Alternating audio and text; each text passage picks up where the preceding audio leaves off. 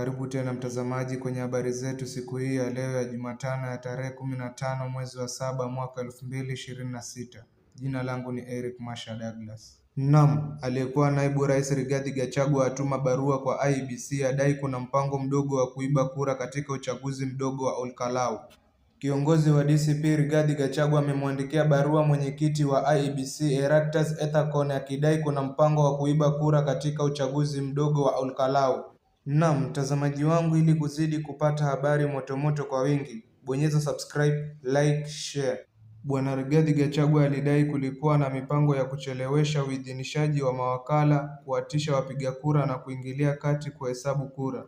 Pia aliishtumu tume ya uchaguzi kwa kushindwa kuchukua hatua dhidi ya maafisa wakuu wa serikali wanaodaiwa kufanya kampeni ya UDA. Kiongozi wa Democracy for the Citizens Party DCP Rigathi Gachagua amemwandikia mwenyekiti wa tume huru ya uchaguzi na mipaka IEBC Erastus Ethekon akidai kuna mpango ulioratibiwa wa kuiba kura katika uchaguzi mdogo ujao wa bunge la Olkalau.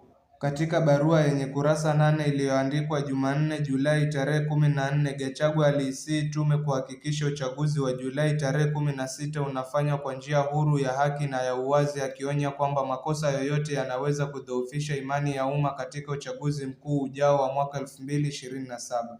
Kwa nini Gachagua ameiandikia barua IEBC?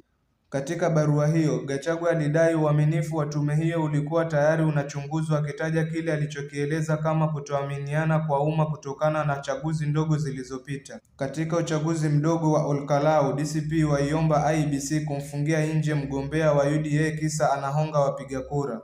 Alidai kwamba uchaguzi unapaswa kuhukumiwa kwa uadilifu wa mchakato badala ya matokeo. Naibu rais huyo wa zamani alishtumu zaidi tume hiyo kwa kuwa na upendeleo kwa utawala wa Rais William Ruto, akidai kwamba Wakenya wengi waliona IEBC kama inaendana na serikali ya Rais William Ruto. Je, Gachagua alidai makosa gani ya uchaguzi? Kiongozi wa DCP alidai kwamba mkutano uliofanyika Julai tarehe 13 ulijadili mipango ya kudanganya uchaguzi mdogo wa Olkalau. Miongoni mwa madai yaliyotolewa katika barua hiyo ni kwamba mawakala wa upinzani wanaweza kukabiliwa na ucheleweshaji wa kupokea beji za uidhinishaji. Alidai zaidi kwamba kulikuwa na mipango ya kuchelewesha kufunguliwa kwa vituo vya kupiga kura katika ngome za DCP na kuingilia kati kuhesabiwa kwa kura. Gachagua alidai zaidi kwamba maafisa wa polisi waliovaa nguo za kawaida wangeweza kutumwa kuwatisha wapiga kura na mawakala, huku akidai kulikuwa na mipango ya kuvuruga usambazaji wa umeme wakati wa kuhesabu kura.